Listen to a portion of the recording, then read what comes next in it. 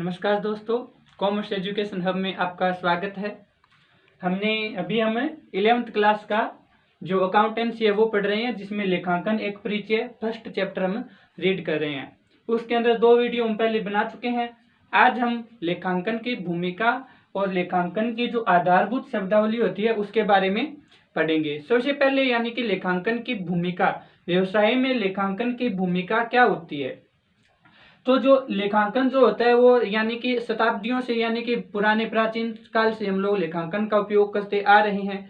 और जैसे जैसे आधुनिक समय होता गया, यानी जैसे जैसे समय टाइम में यानी समय में परिवर्तन होता गया, वैसे वैसे ही लेखांकन का जो क्षेत्र है वो भी व्यापक होता गया, यानी लेखांकन की जो आवश्यकता है वो बढ़ती गई और इससे लेखांकन की भूमिका भी बढ़ती गई। यानी कि जो लेखांकन जो है, आज लेखांकन की व्यवसाय के अंदर लेखांकन को हम लोग एक भाषा के रूप में जानते हैं, व्यवसाय की भाषा के रूप में जानते हैं। लेखांकन की इतनी भूमिका बढ़ गई है कि लेखांकन को एक भाषा के रूप में जाना जाने लगा है। लेखांकन को किस रूप में जानते हैं हम लोग? एक भाषा के रूप में। कैसे?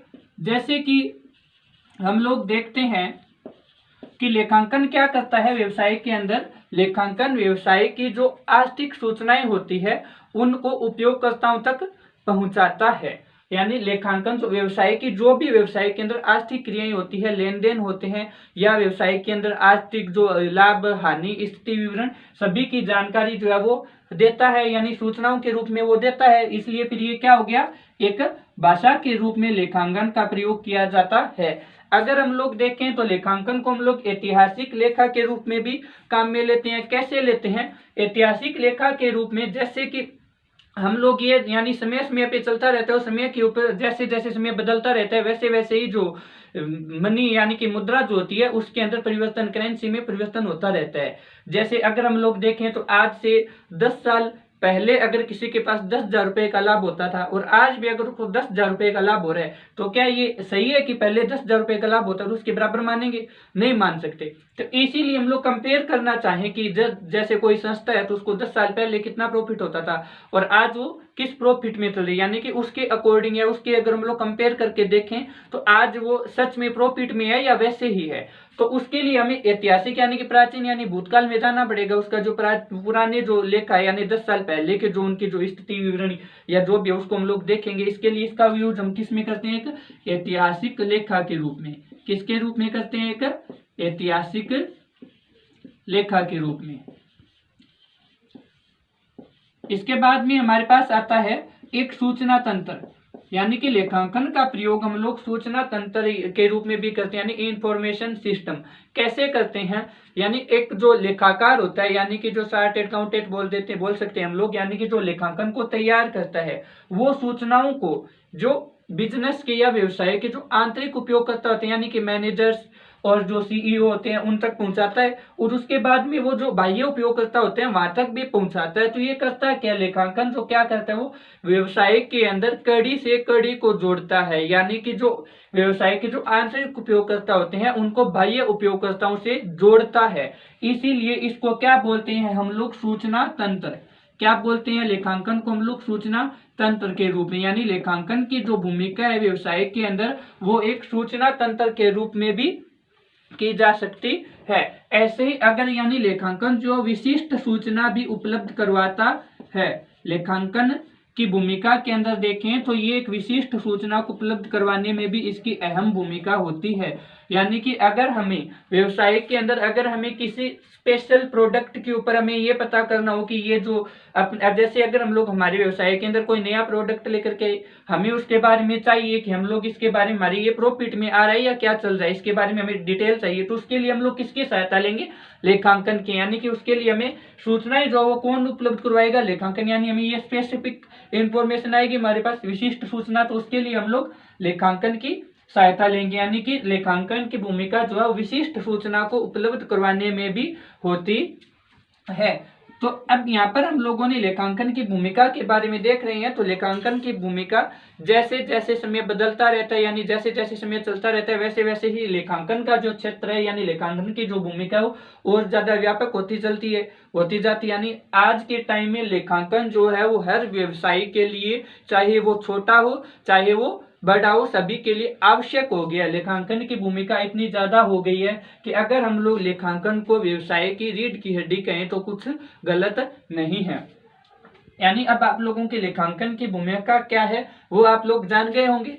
अब हम लेखांकन के जो आधारभूत शब्द होते हैं, आधारभूत जो शब्दावली होती है, उनके बारे में देखेंगे कि लेखांकन की जो आधारभूत शब्दावली होती है वो कौन सी होती है। भूमिका के अंदर क्या, लेखांकन को हम लोग एक भाषा के रूप में जानते हैं, यानी कि हमें सूचनाएं उपलब्ध करवाता है और सूचनाओं को हम लोग समझते हैं, यानी कि समझते हैं। तो यानी भाषा क्या काम करती है, भाषा भी हमें कोई भी चीज होती है उसको हमें समझाती है, तो यानी कि भाषा के रूप में जानते हैं। ऐतिहासिक लेखा, यानी अगर हमें हमारे व्यवसाय के अगर हमें थोड़े पहले के यानी कि 2 या 3 साल पहले के अगर हमें कुछ भी डिटेल चाहिए तो वो भी हमें किससे मिले, लेखांकन से मिलेगी, यानी ऐतिहासिक लेखा हो गया। फिर अगर हम लोग सूचना तंत्र की बात करें तो लेखांकन जो है ये हमें बाह्य उपयोगकर्ता और आंतरिक उपयोगकर्ताओं दोनों को जोड़ के रखता है। और विशिष्ट सूचना, यानी अगर हमें कोई विशेष सूचना पता करनी हो तो वो भी हमें कौन उपलब्ध करवाता है, लेखांकन करवाता है। अब हम लोग लेखांकन के जो आधारभूत शब्द है उसके बारे में देखेंगे, जिसमें हम लोग जैसे लेखांकन के अंदर और बिजनेस के अंदर हम लोग यूज में लेते हैं नॉर्मली, जैसे परिसंपत्ति, देयताएं, लेनदार, देनदार, आहरण, पूंजी, इन सब के बारे में हम लोग देखेंगे एक एक करके। सबसे पहले मैं यहाँ पर हेडिंग डाल रहा हूं, लेखांकन के आधारभूत शब्द। लेखांकन के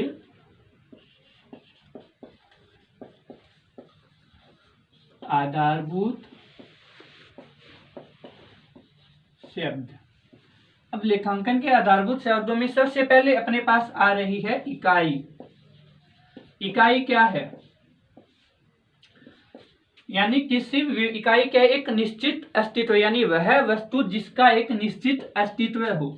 इकाई क्या है, वह वस्तु जिसका अपना निश्चित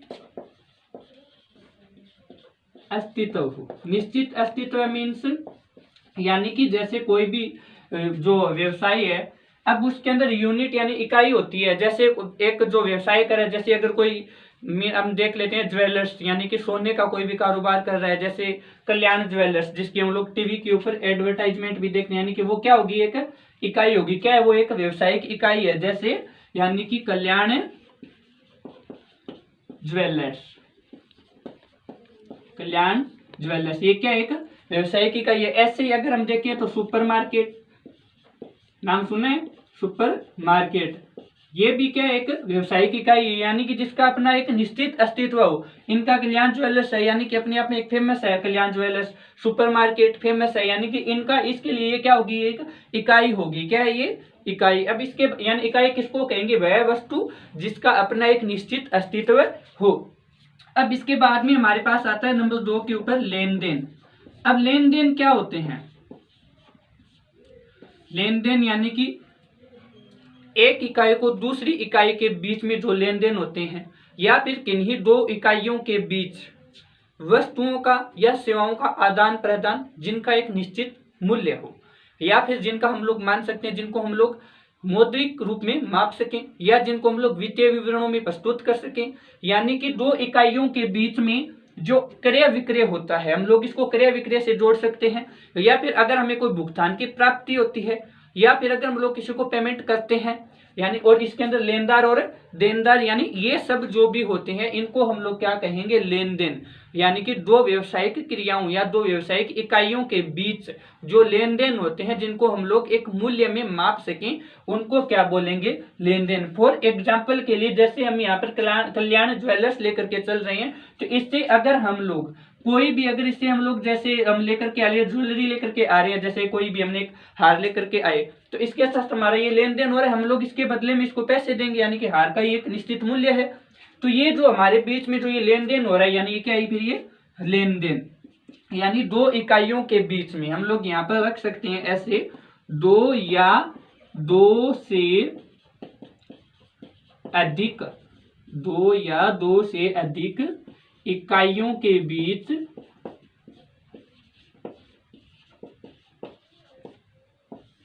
आर्थिक लेन देन, इकाइयों के बीच हम यहाँ पर आर्थिक लेन देन रख सकते है। आर्थिक लेन देन जो होते हैं वो क्या कहलाएंगे व्यवसाय के अंदर? लेन देन, आर्थिक लेन देन। इसके बाद में हमारे पास आती है परिसंपत्तियां। अब हम लोग व्यवसाय में एक तो नाम लेते हैं परिसंपत्ति और एक नाम लेते हैं संपत्ति। तो यहाँ पर परिसंपत्ति और संपत्ति दोनों का एक ही आशय है, यानी कि दोनों को हम लोग एक ही बोलेंगे। परिसंपत्ति और संपत्ति क्या होती है? यानी कि यह जो भी उद्यमी होता है उसका ये आर्थिक स्रोत होता है, यानी कि परिसंपत्ति या संपत्ति से वो अपना व्यवसाय जो है वो शुरू करता है, यानी कि संपत्ति या जो भी परिसंपत्ति होती है उसको वो व्यवसाय को स्टार्ट करता है। इसको भी हम लोग एक मुद्रा के रूप में मापन होता है, यानी इसको हम लोग माप सकते हैं। अब इसके लिए जरूरी नहीं है कि उसके पास कैश यानी कि सिर्फ रुपए ही हो, यानी कोई भी वस्तुएं भी हो सकती है उसके पास। वस्तुओं को भी हम लोग संपत्ति या परिसंपत्ति के अंदर ही मानेंगे, यानी जो भी उसको व्यवसाय को चलाने में जो वस्तुएं और धन जो उसके सहायक है वो क्या कहलाएंगे? परिसंपत्ति या संपत्ति। जैसे कोई भी, जैसे अभी हमारे पास यहाँ पर ये कल्याण ज्वेलर्स या फिर जैसे हम लोग यहाँ पर सुपरमार्केट को मान रहे हैं, जैसे कि सुपरमार्केट है और सुपरमार्केट के पास माल को, सुपरमार्केट है तो इसके पास बहुत सारे ऑर्डर्स भी आते होंगे माल को लाने और ले जाने के लिए। तो यानी कि ये जो माल को ले जाने के लिए या फिर माल को भेजने के लिए, कस्टमर्स तक पहुंचाने के लिए, यानी कि ये सप्लाई भी करता होगा।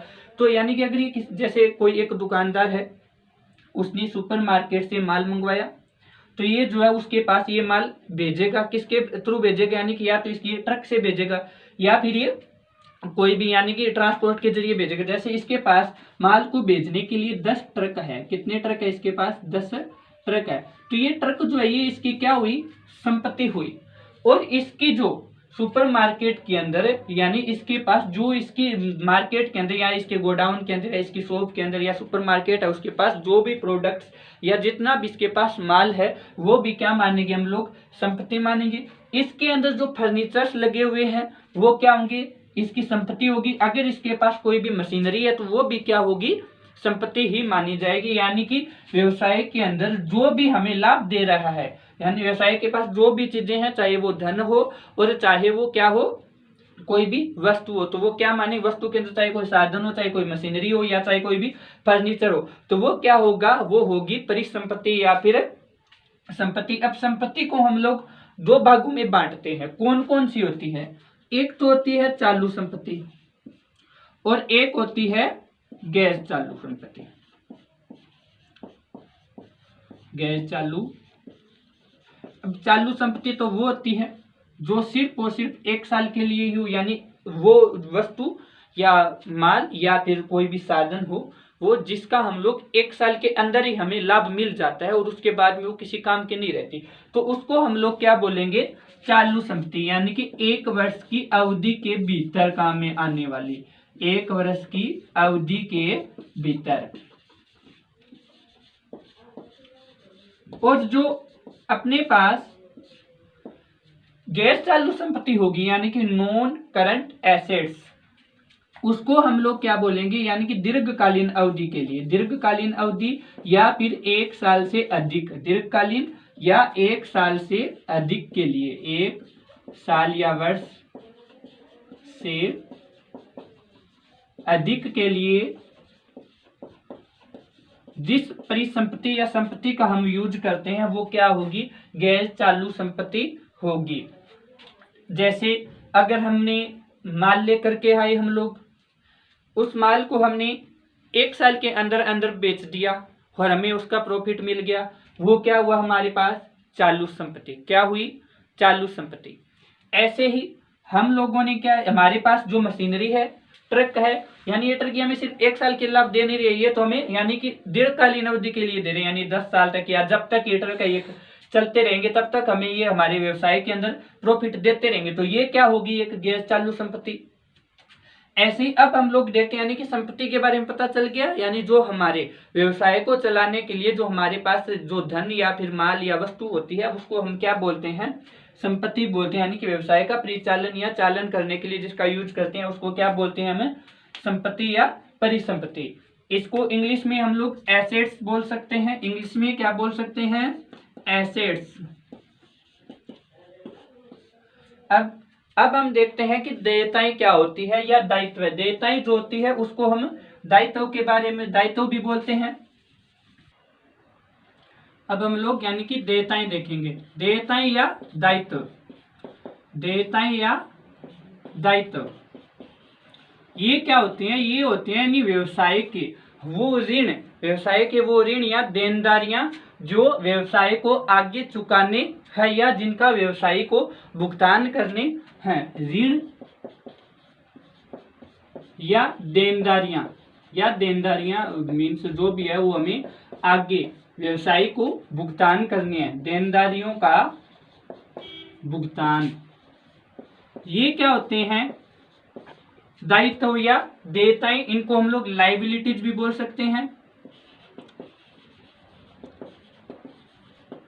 लायबिलिटीज यानी देयताएं जो होती है वो होती है या जो भी परिसंपत्ति यानी ये जो हमारी जो एसेट्स यानी संपत्ति होती है उसके ऊपर ये अपने प्रतिनिधित्व का जो प्रतिनिधित्व करते हैं। कैसे करते हैं? जैसे कोई हमारे पास जैसे कोई भी 10 लाख रुपए मांगता है व्यवसायी से, अब उसके पास जो संपत्तियां है वो जैसे 20 लाख रुपए की है, तो वो क्या कहेगा? अगर वो जो व्यवसायी अगर वो दे नहीं सकता, जैसे सपोज करो किसी ने लोन ले रखा है 10 लाख रुपए का और वो उसको चुकाने में असमर्थ है, तो उसकी जो संपत्ति है यानी 20 लाख रुपए की उसकी जो संपत्ति है उसमें से 10 लाख की संपत्ति को जब्त कर लेगा यानी जब्त कर ली जाएगी। यानी कि वो क्या करते हैं? ऋण या देनदार जो होती हैं ये जो व्यवसाय की जो संपत्ति होती है उसका प्रतिनिधित्व करने का दावा करते हैं। यानी ये बोलते हैं कि अगर आप लोग ऋण नहीं दे पाओगे तो फिर आपकी संपत्ति है वो जब्त कर ली जाएगी। अब दायित्व या देयताएं जो होती है ये भी कितने प्रकार के होते हैं? 2 प्रकार के होते हैं। अब इसको अगर हम लोग दायित्व को समझें तो कैसे समझेंगे? फॉर एग्जाम्पल के लिए जैसे अगर मैं यहाँ पर देखूं, हमने पीछे कल्याण ज्वेलर्स और सुपरमार्केट 2 के हमने एग्जाम्पल लिए थे। जैसे मैं यहाँ पर सुपरमार्केट के बारे में बात करूं तो सुपरमार्केट ने कहीं से भी 10 लाख रुपए का माल खरीदा। कितने लाख रुपए का? 10 लाख रुपए का। और ये इसने उधार खरीदा है। क्या खरीदा है? उधार खरीदा। और ये इसने खरीदा किससे? जैसे हम लोग किसी भी कोई भी नेम लिख सकते हैं। जैसे यहाँ पर सुपरमार्केट है तो किसी भी प्राइवेट कंपनी से यानी इसने 10 लाख रुपए का माल उधार लिया, तो वो जो कंपनी है वो क्या हुई? हम सुपरमार्केट की देनदार यानी कि जो सुपरमार्केट की जो सुपरमार्केट उसने उससे 10 लाख रुपए का ऋण लिया, एक प्रकार से 10 लाख रुपए का उसने माल उधार खरीदा है। तो यहाँ पर इसका प्रतिनिधित्व यानी कि अगर सुपरमार्केट के पास 20 लाख रुपए की संपत्ति है तो इसके 10 लाख रुपए की संपत्ति का प्रतिनिधित्व कौन कर रहा है? यहाँ पर वो कंपनी, प्राइवेट कंपनी जिससे इसने 10 लाख रुपए का माल खरीदा है। ऐसे ही जैसे अगर हम लोग यहाँ पर बात करें कल्याण ज्वेलर्स है, जैसे यहाँ पर अब इसने जैसे किसी भी जो कोई बड़ी ज्वेलरी है वो ज्वेलरी संस्थान है उससे अगर इसने 20 लाख रुपए का सोना उधार खरीदा यानी कि सोना उधार खरीदा, तो यानी इसकी जो ऋण यानी कि इसका जो इसकी संपत्ति के ऊपर किसका प्रतिनिधित्व होगा? जिस संस्था या जिस कंपनी से यह 20 लाख रुपए का माल उधार खरीद रही है उसके ऊपर इसका क्या होगा? प्रतिनिधित्व होगा। यानी दायित्व कौन हुए? जिनको जो हमारे यानी कि जिनसे हम लोग हमें जिनको ऋण या फिर जो लोन है वो देन यानी हम लोगों ने किसी से लोन ले रखा है तो हमें उसको वापस देना है, भुगतान करना है, वो क्या होता है? हमारा दायित्व होता है। दायित्व जो होते हैं वो 2 प्रकार के होते हैं। एक तो होते हैं चालू दायित्व और एक होता है गैर चालू दायित्व। चालू दायित्व और गैर चालू दायित्व। अब गैर चालू दायित्व और चालू दायित्व में क्या होता है? जैसे हम लोगों ने संपत्ति में देखा था चालू संपत्ति और गैर चालू संपत्ति, ऐसे ही चालू दायित्व कौन सा होता है? जो 1 वर्ष के भीतर किया जाता है। 1 वर्ष के भीतर किया गया लेन देन, 1 वर्ष के भीतर। यानी फॉर एग्जाम्पल के लिए जैसे सुपरमार्केट ने किसी कंपनी से 2 लाख रुपए का माल उधार लिया और उसने उस माल को क्या जो पेमेंट है 2 लाख रुपए उसको उसने 6 महीने के अंदर उसने कर दिया, तो ये क्या हुआ? इसका चालू दायित्व हुआ क्योंकि इसने 1 वर्ष के भीतर किया है। और गैर चालू दायित्व जो होता है वो होता है दीर्घकालीन अवधि के लिए या 1 वर्ष से अधिक अवधि के लिए। दीर्घकालीन अवधि या 1 वर्ष से अधिक अवधि के लिए। तो ये कौन सा होगा? 1 वर्ष से अधिक। जैसे इसने किसी से भी जैसे सुपरमार्केट ने सरकार से 10 लाख रुपए का लोन लिया और वो लोन वो आगे 5 सालों में देगा, यानी 5 सालों में वो इंस्टॉलमेंट से या जो भी मीन्स किस्त से वो भरेगा। तो ये क्या हो गया, इसका एक गैर चालू दायित्व हो गया, यानी कि ये इसको 3 साल या 5 साल या 10 साल में भरेगा, पेमेंट करेगा, तो ये इसका गैर चालू दायित्व हो गया। और चालू दायित्व जो 1 वर्ष के भीतर हो। अब हम लोग पूंजी के बारे में देखेंगे। अब हम लोग पूंजी के बारे में देख रहे हैं। तो पूंजी क्या होती है? पूंजी जो होती है व्यवसाय के अंदर व्यवसाय को चलाने के लिए निवेश किया जाने वाला धन। पूंजी क्या होती है? व्यवसाय में व्यवसाय का संचालन करने के लिए या व्यवसाय में उपयोग किया जाने वाला, व्यवसाय में उपयोग किया जाने वाला निवेश क्या कहलाता है? पूंजी कहलाता है। यानी कि जैसे कोई व्यवसायी है और अपने व्यवसाय के अंदर वो 10 लाख रुपए खर्च कर रहा है और उसके पास 5 लाख रुपए का माल है। 10 लाख रुपए तो उसके अंदर इन्वेस्ट कर रहा है और 5 लाख रुपए का उसके पास ऑलरेडी माल है। तो इसकी जो पूंजी होगी वो कितनी होगी? 15 लाख रुपए की। यानी कि उसके पास जो कैपिटल है वो कितनी मानेंगे? 15 लाख रुपए की। और इसको हम लोग किसके अंदर मानेंगे? एसेट्स, यानी कि इसको हम लोग संपत्ति मानेंगे। क्या मानेंगे? इसको हम लोग संपत्ति मानेंगे। यानी कि पूंजी जो है व्यवसाय के अंदर हम लोग जो निवेश करते हैं व्यवसाय को स्टार्ट करने के लिए, उसके अंदर हम लोग इसको संपत्ति मानेंगे। अब हम लोग यानी कि अब इसको हम लोग लिखेंगे किसकी तरफ? इसको हम लोग लिखेंगे लायबिलिटीज की तरफ से। कहाँ लिखेंगे? लायबिलिटीज के अंदर। अगर हम लोग जब तुलन पत्र बनाएंगे तो उसके अंदर लायबिलिटीज के अंदर रखेंगे। अब इसके बाद में हमारे पास आता है विक्रय। विक्रय जो हमने माल खरीद रखा है उसका जो विक्रय होता है, यानी कि माल का बेचना या माल की बिक्री। माल की बिक्री जो होती है वो क्या कहलाती है? विक्रय कहलाता है। इसके बाद में आता है आगम। आगम यानी कि माल को बेचने से, माल को बेचने से होने वाली आमदनी, होने वाली आमदनी वो क्या कहलाती है? आगम कहलाती है। यानी कि माल को जैसे हमने बेच दिया, कितने में? 10 लाख रुपए में बेच दिया, तो 10 लाख रुपए हमारे पास क्या है? ये आगम है। अब ऐसे ही आगे चले तो हमारे पास आता है व्यय। व्यय क्या होता है? व्यय होते हैं यानी किसी भी वस्तुओं को बेचने के लिए या खरीदने के लिए जो भी हमारे पास खर्चा लगता है, या किसी भी परिसंपत्ति या संपत्ति होती है उसके उपयोग के लिए हमारे पास कोई भी खर्चा लगता है, तो उसको हम लोग क्या कहते हैं? व्यय कहते हैं। इसके अंदर हम लोग मजदूरी को लिखते हैं, या अगर हम लोग बात करें तो मरम्मत व्यय जो होता है, यानी कि जैसे कोई मशीनरी है अगर वो खराब होगी तो उसको हमें ठीक करवाना है, या अगर हमें ब्याज प्राप्त होता है, या अगर हम लोग किसी को ब्याज देते हैं, यानी कि जो लोन ले रखा है उस पर अगर हम लोग ब्याज दे रहे हैं तो वो भी किस में आएगा? व्यय में आएगा। पानी और बिजली का अगर बिल है, पानी व बिजली का जो बिल है वो भी किसके अंदर आएगा? व्यय के अंदर आएगा। किस में आएगा? व्यय के अंदर आएगा। इसके बाद में हमारे पास आता है खर्च या खर्चा। खर्च, खर्च क्या होता है? खर्च होता है यानी कोई भी अगर हम लोग लाभ के लिए या सेवा के लिए या फिर कोई भी संपत्ति प्राप्त करने के लिए, लाभ, सेवा या संपत्ति की प्राप्ति करने के लिए, प्राप्त करने के लिए जो खर्च करते हैं, प्राप्त करने के लिए किया गया व्यय या खर्च, किया गया व्यय क्या कहलाता है? खर्च कहलाता है। जैसे अगर हम लोगों ने किसी मशीन का क्रय किया है, मशीन का क्रय, तो ये क्या हुआ? एक खर्च हुआ। यानी कि ये क्या हुआ? एक खर्च हुआ। जैसे हम लोगों ने माल का क्रय किया, क्या हुआ? ये भी एक खर्च हुआ। ऐसे ही अगर हम लोगों ने कर्मचारियों को वेतन दिया है, वो भी क्या है? खर्च है। क्यों? यानी कि ये हम लोग सब किस लिए कर रहे हैं? प्रॉफिट पाने के लिए कर रहे हैं। अगर मशीन का क्रय करें हमारे पास एसेट्स यानी संपत्ति आ रही है। अगर हम लोग यानी सेवा भाव से जो भी कार्य करते हैं, लाभ या सेवा या संपत्ति प्राप्त करने के लिए जो भी हम लोग खर्च करते हैं, यानी जैसे मशीन का क्रय, माल का क्रय, वेतन, वो सब क्या होता है? खर्च होता है। अब अगर हमें जो लाभ है, अगर हमें लाभ 1 वर्ष के भीतर मिल रहा है, 1 वर्ष के भीतर, तो उसको हम लोग क्या मानेंगे? व्यय मानेंगे। क्या मानेंगे? व्यय मानेंगे। और अगर वो हमें 1 वर्ष से अधिक अवधि में मिलता है, 1 वर्ष से अधिक, तो उसको क्या मानेंगे हम लोग? खर्च। अब ये तो कौन सा हो गया? यानी कि आयगत व्यय हो गया। ये कौन सा व्यय हो गया? जो हमें 1 वर्ष के भीतर प्राप्त होता है वो कौन सा व्यय कहलाता है? आयगत व्यय कहलाता है। और जो हमें 1 वर्ष से अधिक यानी 1 साल के बाद में अगर हमें कोई भी जो लाभ अगर हमें मिलता है तो उसको हम लोग क्या बोलेंगे? उसको बोलेंगे पूंजीगत व्यय।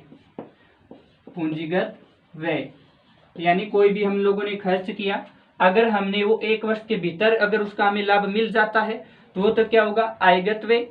और अगर हमने कोई भी खर्च किया और अगर हमें उसका प्रॉफिट जो वो 1 वर्ष के बाद तक मिलता रहता है, 1 वर्ष के बाद में मिलता है, तो वो क्या होगा? पूंजीगत व्यय। जैसे अगर हम देखें तो माल का क्रय किया हमें, उसका हमें प्रॉफिट जो 1 वर्ष के भीतर ही मिल जाता है, तो ये क्या कहेंगे हम लोग? आयगत व्यय है।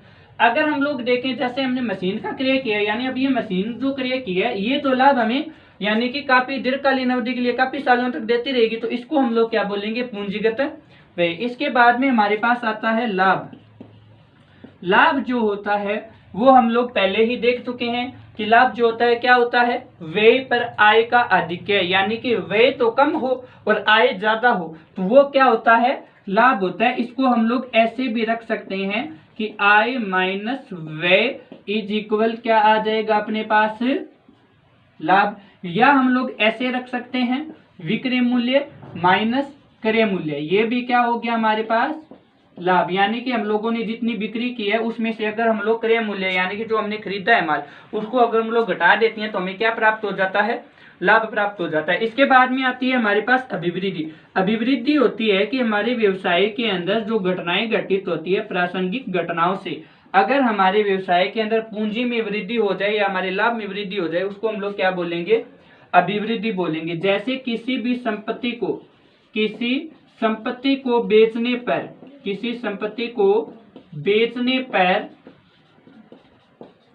बेचने पर हमें यानी कि लाभ में वृद्धि, बेचने पर जो हमें लाभ हो रहा है उसको हम लोग क्या कहेंगे?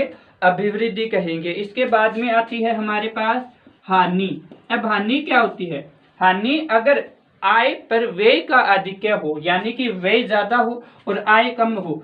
जैसे अगर हम लोग व्यय हमारे पास ज्यादा हो रहा है, आय कम हो रही है, तो हमें क्या प्राप्त हो रही है? यहाँ पर हानि हो रही है। यानी कि अगर हमारे पास क्रय मूल्य ज्यादा है और विक्रय मूल्य कम है तो हमें यहाँ पर क्या हो रही है? हानि हो रही है। इसके अलावा भी बहुत सारे सोर्सेज होते हैं जिससे हमें हानि प्राप्त हो सकती है। जैसे अगर हमारे जो बिजनेस है अगर उसके अंदर चोरी हो जाती है तो वो भी हमें क्या हुई? हानि हुई। अगर हमें हमारी बिजनेस के अंदर आग लग जाती है, क्या हुई? चोरी, जो भी वो क्या हुई? हानि हुई। यानी जो भी चोरी लूट मार यानी कि जो आग बाढ़ यानी जैसे भी जो भी प्राकृतिक आपदा से जो नुकसान होता है वो भी क्या होता है? हानि होता है। अब हम लोग बट्टा के बारे में देख रहे हैं। यानी कि बट्टा क्या होता है? बट्टा होता है जब हम लोग कोई भी वस्तु को विक्रय करते हैं, यानी विक्रय की गई वस्तुओं के सूची मूल्य पर विक्रय की गई वस्तुओं के मूल्य में विक्रय की गई वस्तुओं के मूल्य में कटौती को क्या बोलते हैं हम? बट्टा या डिस्काउंट। अब ये जो बट्टा जो होता है ये 2 प्रकार का होता है। एक तो होता है व्यापारिक बट्टा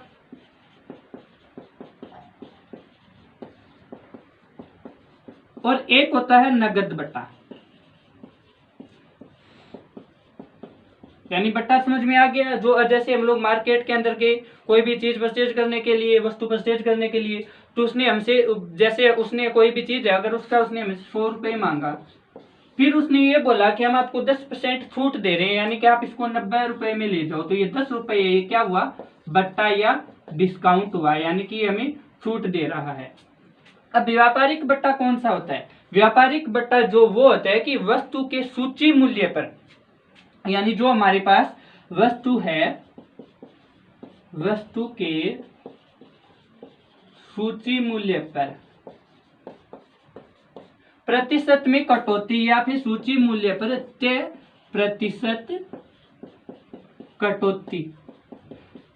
अब सूची मूल्य कौन सा होता है? सूची मूल्य होता है जो हमारा अंकित मूल्य बोलते हैं ना हम लोग, अंकित मूल्य, वही सूची मूल्य होता है। यानी जैसे हम लोग कोई भी मार्केट से, जैसे अगर हम लोग बात करें कोई भी जो प्रोडक्ट, या जैसे हम लोग घी लाने के लिए गए, घी का जो डिब्बा लाने गए घी लाने के लिए, तो उसके जो पैकेट होता है उसके ऊपर जो अंकित मूल्य यानी जो सूची मूल्य वो जैसे 400 रुपए लिखा हुआ है। कितने रुपए? 400। अब हम लोग वहां पर गए तो शॉपकीपर ने हमसे बोला कि इसके ऊपर 10% आपको छूट दी जा रही है, यानी कि 40 रुपए की हमें छूट दे रहे हैं, तो हमें कितने रुपए में मिलेगा? वो 360 रुपए में। तो ये जो 40 रुपए है ये क्या हुआ? व्यापारिक बट्टा हुआ, यानी कि ट्रेड डिस्काउंट। क्या बोलते हैं इसको हमें? ट्रेड डिस्काउंट या व्यापारिक बट्टा। यानी वस्तुओं के अंकित मूल्य पर जो छूट दी जाती है उसको क्या बोलेंगे? व्यापारिक बट्टा। और नगद बट्टा, अगर किसी भी चीज का अगर हम लोग नगद भुगतान करते हैं, किसी भी वस्तु का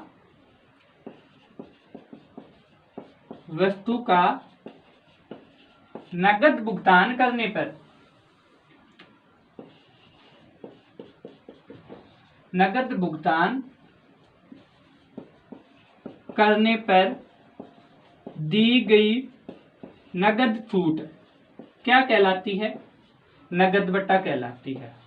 नगद बट्टा या कैश डिस्काउंट। क्या बोलते हैं इसको? Cash discount. यानी कि जैसे हम लोग मार्केट के अंदर गए हम लोग, तो उसने क्या बोला कि अगर आप लोग उधार लेते हो तो आपको ये जो घी का पैकेट है ये आपको पड़ेगा 400 रुपए का, और अगर आप लोग इसका पेमेंट जो अभी करते हो जस्ट, तो उसके लिए आपको इसके ऊपर 20% डिस्काउंट मिलेगा। यानी अब अगर उसके 80 रुपए बच रहे हैं या फिर 80 रुपए उसके बच रहे हैं तो वो क्या करेगा? नगद में देगा। फिर उसने ये बोला कि अगर आप लोग इसको 10 दिन रुक करके देते हो तो आपको इस पे 10% मिलेगा, अगर 20 दिन रुक के देते हो तो 5% मिलेगा। यानी कि नगद बट्टा जो होता है ये ग्राहकों को या उपभोक्ताओं को अभिप्रेरित या प्रेरित करने के लिए दिया जाता है, ताकि वो जो है वो नगद भुगतान करे, किसी भी वस्तु का उधार ना खरीदे। इसके बाद में हमारे पास आता है प्रमाणक। क्या आता है? प्रमाणक। प्रमाणक को हम लोग 3 प्रकार से बोल सकते हैं। जैसे यानी कि ये हमें कोई भी वस्तु अगर हम क्रय की है तो उसके समर्थन में मिलता है, यानी कि एक प्रमाण के रूप में कि आपने हमने हमारी शॉप से इसने इतने रुपए की ये चीज जो है ये परचेज या क्रय की है। अगर हम लोगों ने उससे कोई भी चीज जो है, अगर हम लोगों ने उसको वो चीज जो है वो अगर हमने नगद खरीदा है तो हमें क्या मिलता है? Cash memo. अगर हम लोग नगद खरीदने पर क्या मिलता है? हमें कैश मेमो। और अगर हम लोग उधार खरीदते हैं तो हमें क्या मिलता है? बीजक। क्या मिलता है? बीजक। और अगर हम लोग उसी चीज का जब भुगतान करते हैं, जो हमने उधार खरीदा था, अगर हमने उसका भुगतान कर दिया तो हमें वो रसीद देता है। क्या देता है? रसीद देता है। अगर हम लोग उधार खरीद रहे हैं तो हमें वो क्या देगा? बीजक देगा।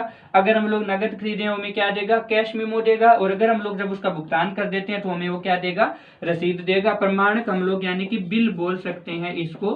बिल यानी कि हमें प्रमाण के रूप में जो विलेख या प्रमाण के रूप में जो प्रमाणक देते हैं उसको हम लोग क्या कहते हैं? प्रमाणक। अब इसके बाद में हमारे पास आता है माल। क्या आता है? माल। माल क्या है? माल जो जिस वस्तु का व्यक्ति कारोबार करता है या जिस वस्तु का वह जो व्यक्ति जो क्रय और विक्रय करता है, वह वस्तु जिसका क्रय विक्रय किया जा रहा है, जिसका क्रय विक्रय हो, वो क्या कहलाता है? माल कहलाता है। अब अगर हम लोग देखें, जैसे एक स्टेशनरी की शॉप है, उसके पास अगर पेन है तो वो उसका क्या हुआ? माल हुआ।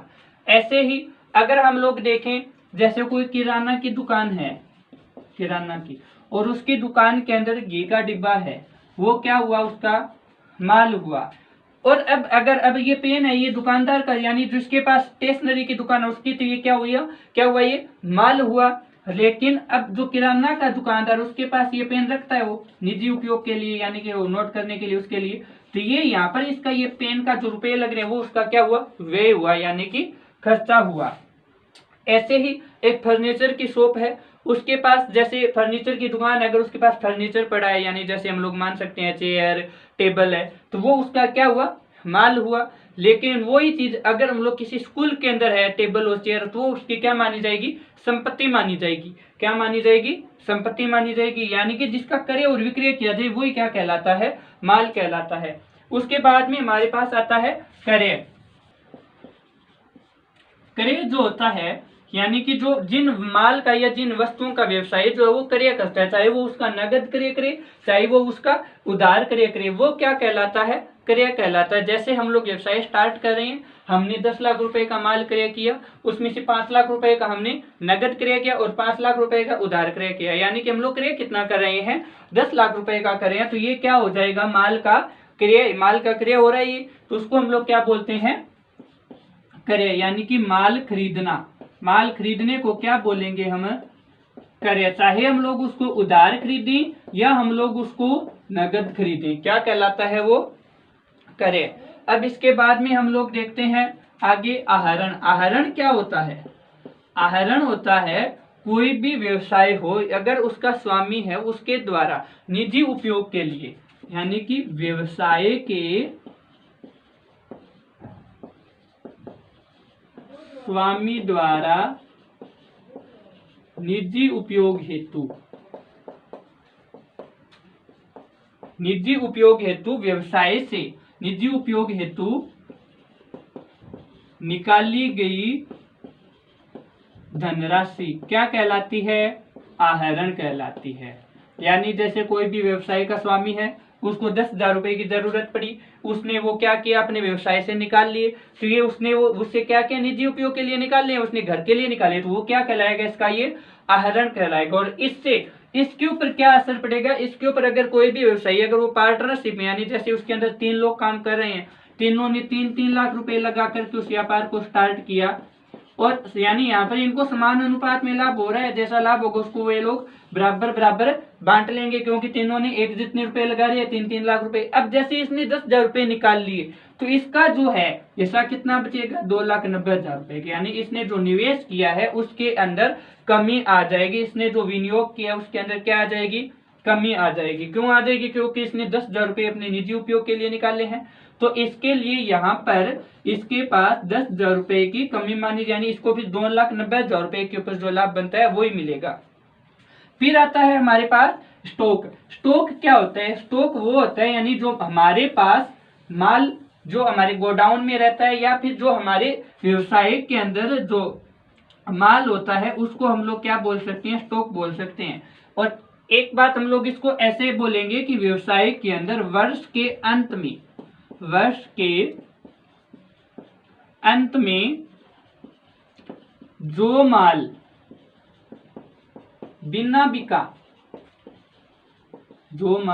बिका रह जाता है, यानी जो माल बिकता नहीं है, रह जाता है, उसे क्या कहते हैं? अंतिम स्टॉक कहते हैं। उसे अंतिम स्टॉक कहते हैं। जैसे व्यवसाय है, और व्यवसाय के अंदर हमने लेखांकन के द्वारा सूचनाएं ली जो प्रोवाइड करवाई, उसके अंदर लास्ट में हमें पता चला कि हमारे पास जो स्टॉक है वो 30,000 रुपए का है। तो ये क्या हुआ? हमारे पास अंतिम स्टॉक, यानी कि क्लोजिंग स्टॉक। स्टॉक यानी कि रहतिया भी बोलते हैं इसको, रहतिया यानी कि अंतिम रहतिया कितना हुआ हमारे पास? 30,000 रुपए का। लेकिन जब ये नेक्स्ट ईयर में जाएगा तो ये क्या हो जाएगा? नेक्स्ट ईयर का प्रारंभिक रहतिया। क्या हो जाएगा?